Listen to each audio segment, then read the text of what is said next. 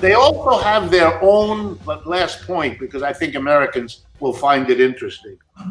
They've developed their own laboratories. They do a lot of research and development to develop either new products or new technologies for existing products. And they're very advanced. They made some of the really important breakthroughs, for example, in the electric vehicle area. And it has led American corporations to pay them to allow American companies, technical specialists, to work in the labs of the Mondragon Corporation in order to get tips from their advanced technology. And I thought I'd mention the names of two of the American companies that were leaders in, how shall I say it politely, sharing the advanced technology of Mondragon: General Motors and Microsoft.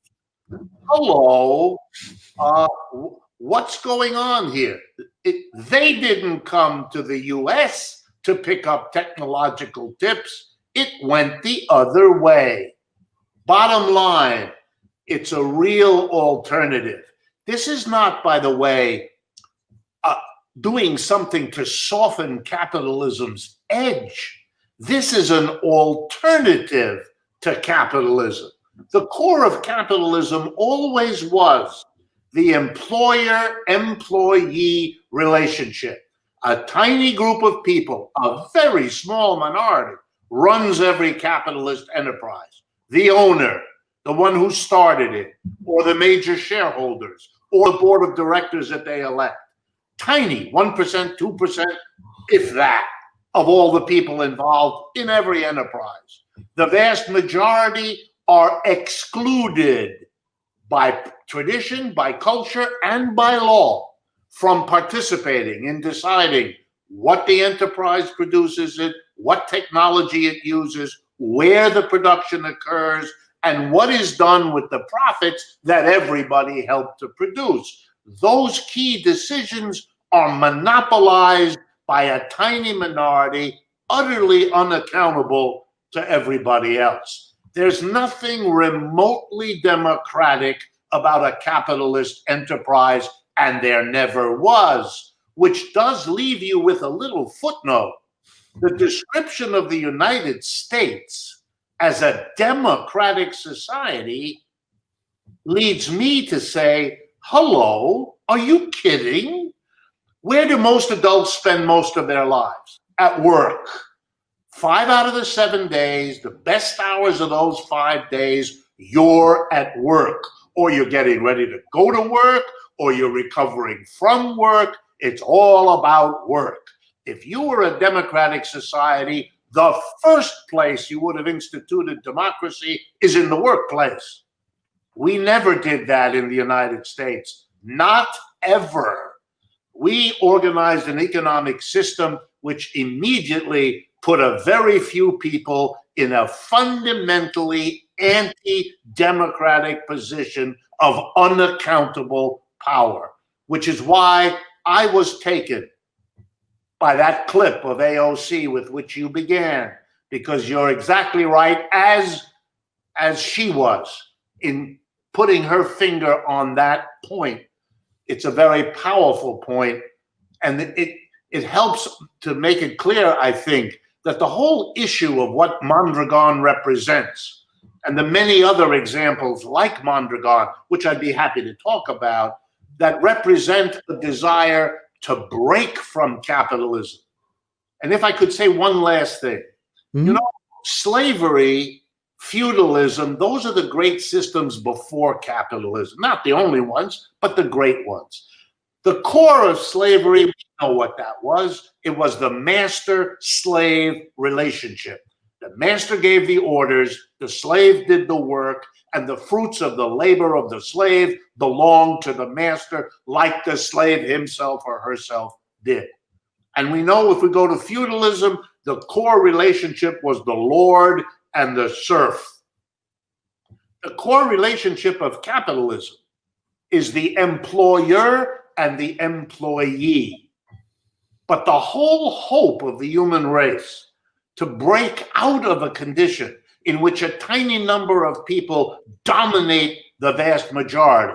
Masters over slaves, lords over serfs, employers over employees. That horrible long history comes to an end when you do away with that division, when you say that the workers who do the work will be their own masters, lords, employers. Then you've finally broken and you've done something radically different. That key understanding is 100% absent in the New York Times. It doesn't have a clue. Yeah. Do you know the story, by the way, about Noam Chomsky's dentist? Have you heard this? No, but you were followed. Today we taped our program for next week, and we interviewed not Ben Burgis today, but Noam Chomsky. Believe it or not. Go ahead. Yeah. So actually, here, let me just play it for you real quick. So this is a old clip of Christopher Hitchens back when he was a leftist, telling this story about Noam Chomsky. There's a wonderful story about Noam. He went to the dentist one day. It's true. And the dentist said, "You're grinding your teeth." And he said, "No, I'm not, as far as I know." He said, "No, a lot of my patients say that. You're probably grinding them when you're asleep." And his wife sort of monitored him around the clock when he wasn't doing it. When asleep, and they monitored him more closely, and they found he was only grinding his teeth in the morning when he was reading the New York Times. Good story. I had not heard that. Yeah, so the way that the New York Times presented this story, obviously that's an absurd headline about softening the rough edges of capitalism for all the reasons that you pointed out. But the content of the story is interesting because what they say is that during the pandemic. And they're talking about the Eureka group. I'm not sure if I'm pronouncing that correctly, but that's a part of the Mondragon Federation. That they in late March, the Spanish government ordered the company to shut down 3 of its local factories for COVID safety reasons. And this would in a regular company, this would be a this would be a big problem because most likely the solution to that would be massive layoffs, as it was in many other places. But say it averted that. It continued to pay workers stuck at home, at 95% of what they'd be making otherwise, and they had to bank some hours to pay back later on when things got going again. But of course, the reason for this is that the relationship between workers, the reason that things played out so differently with the pandemic, and I think this is really worth thinking about the contrast between that and what's happened, in most companies, and certainly in this country, which, as you point out, is not only not extended democracy to work in any way, but I mean we have some of the most anti-union labor laws in the first world. So we prohibit sympathy strikes. There are all these things that we do to stop people from organizing in the workplace.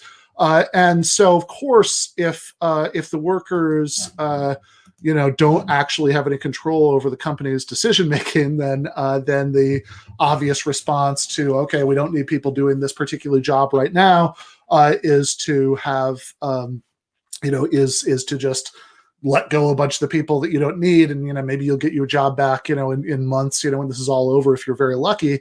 But at Mondragon, it plays out differently because the workers own and control the company, and I think some people might not have a good sense of what that looks like, because they might just sort of imagine, okay, or what are we talking about here? That this is like an eternal mass meeting. Everybody's making every decision by committee every time. So I mean, just in a nuts and bolts sense, how does this actually work? On a day-to-day level. Okay, you will forgive me if I knock the New York Times just once or twice. They do deserve it. There is absolutely nothing new, nothing novel about what has happened in Mondragon in response to the pandemic. I'll give you just one example. They were also affected, Mondragon, because it is so successful. By the way, it's the 7th largest corporation in all of Spain. You're talking about a mammothly successful mega business in that country. They were affected by the crash of 2008. You know, this capitalism with its rough edges, it has a crash every 4 to 7 years. That's a pretty rough edge. Yeah, pretty rough edge. You know, if you live with a person as unstable as capitalism, you would have moved out generations ago. But in any case, we've had 3 in 20 years. The so-called dot-com crisis in early 2000, the subprime mortgage crisis in 2008, and now the COVID-19 crisis. Notice the capitalism that has a crisis every 4 to 7 years and has had that everywhere for 300 years manages each time to associate the crisis with some other event, some special event in the environment, so that people should please not think that it's built into capitalism, which it obviously is. So we give it names like a .com, as if the high price of .coms back then was something special. It wasn't. Or as if failed mortgages make crises. They usually don't. Or if the pandemics, the last big pandemic we had in this country was in 1918. There was no depression in 1918. There's nothing about the two that make them go together. It's capitalism's worst nightmare that its intrinsic instability coexists in the same time and space with an illness that they can't cope with. And that's why we're living through one of these worst nightmares. In any case, when the crash happened in 2008, one of the big businesses affected was a manufacturing co-op, worker co-op within Mondragon. The name is Fagor, F-A-G-O-R. They produce washing machines, dishwashers, big home appliances, and very successful, exported all over the world. And so they suddenly saw their market collapse as people didn't buy new homes. They couldn't replace old washing machines the way they once could. And so what happened? Well, in a capitalist country, as you rightly notice, the capitalist immediately, if he can't sell what's being produced, fires the workers, which means that the workers absorb the full brunt of what happens. Not only that, but the capitalist gets to decide which workers. He doesn't necessarily fire all of them. He picks which ones he fires. Very clever, because by firing half of them, you terrify the other half, and you can now do things to the other half because they're worried that they will be. None of that was done. The way it was handled was very simple. Meetings were convened of all the workers at Fagor. I believe, if I remember, about 2,000 workers. And in those meetings, everything was explained.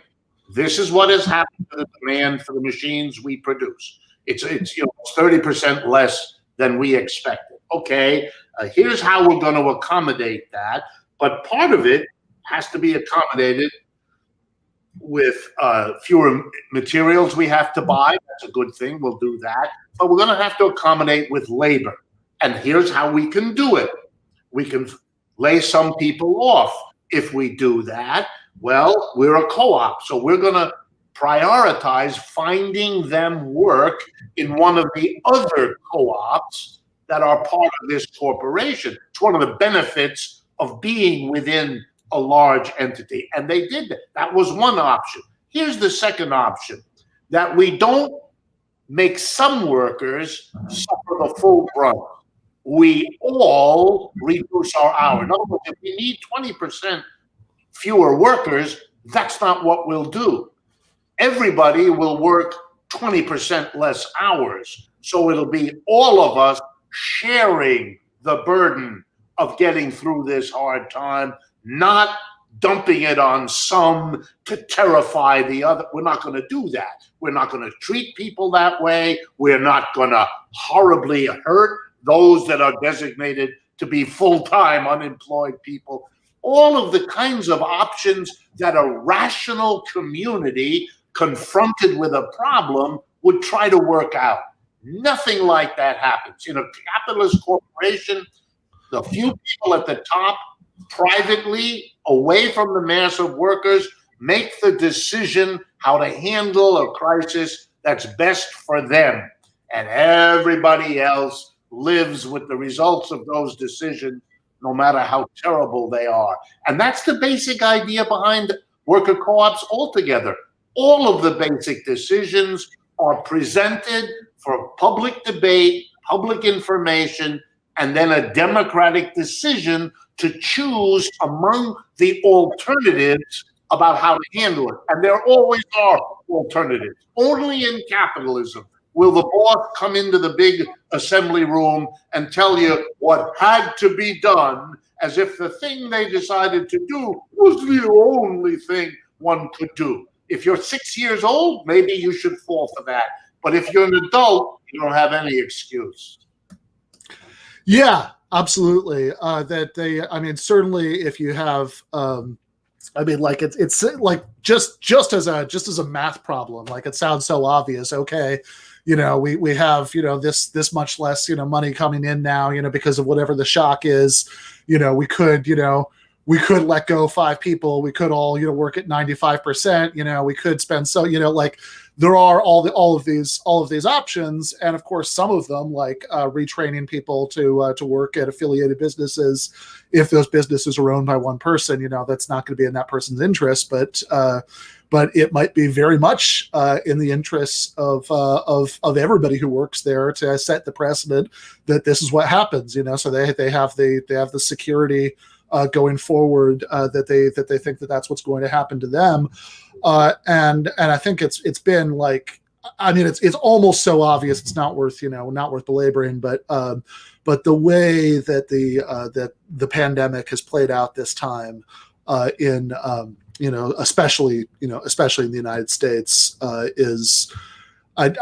reflects a nightmarish level to which the interests of working class people are not taken into account by decision makers, both within businesses and politically. Of course, like this Tyson Foods, where the managers were literally taking bets about how many people, how many of the workers in the factory with inadequate PPE would get sick and would die of the coronavirus. That's a thing that came out, and even the focus on that almost obscures, like, okay, that's a particularly grotesque manifestation, but the general idea that the health and safety of workers, that there's just no structural incentive for the people who own companies to take that into consideration, has been shown in a particularly grisly way by the pandemic.